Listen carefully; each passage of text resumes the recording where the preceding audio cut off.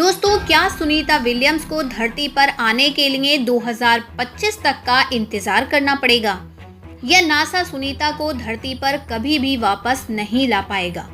ये सवाल इसलिए भी है क्योंकि कहा जाता है कि नासा दुनिया की सबसे बड़ी स्पेस एजेंसी है और ये भी कहा जाता है कि स्पेस में नासा के लिए कुछ भी करना असंभव नहीं है।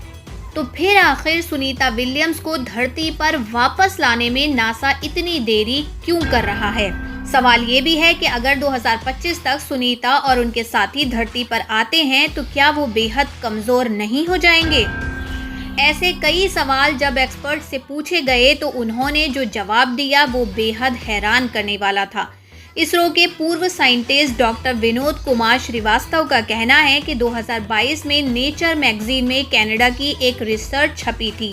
ओटावा यूनिवर्सिटी की इस स्टडी में कहा गया कि अंतरिक्ष में रहने के दौरान एस्ट्रोनॉट्स के शरीर की 50% रेड ब्लड सेल्स नष्ट हो जाते हैं और मिशन के कंप्लीट होने तक ऐसा होता रहता है, यानी शरीर में खून की कमी हो जाती है।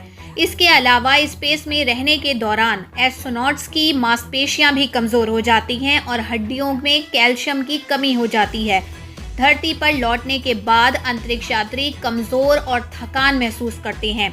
सूत्रों की माने तो सुनीता की भी मसल्स वीक होने लगी हैं और उनकी आईसाइट में भी परेशानी आने लगी है। अमेरिकी एस्ट्रोनॉट्स यात्री सुनीता विलियम्स इसी साल 5 जून को स्पेस में 8 दिनों के लिए गई थी, लेकिन उनके अंतरिक्ष यान में तकनीकी खराबी की वजह से ये समय बढ़ता चला गया और अब सुनीता विलियम्स को अंतरिक्ष में करीब 2.5 महीने होने वाले हैं।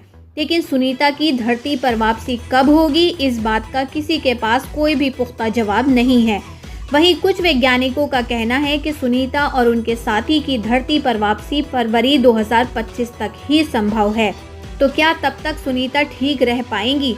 हालांकि ये समय और भी बढ़ सकता है।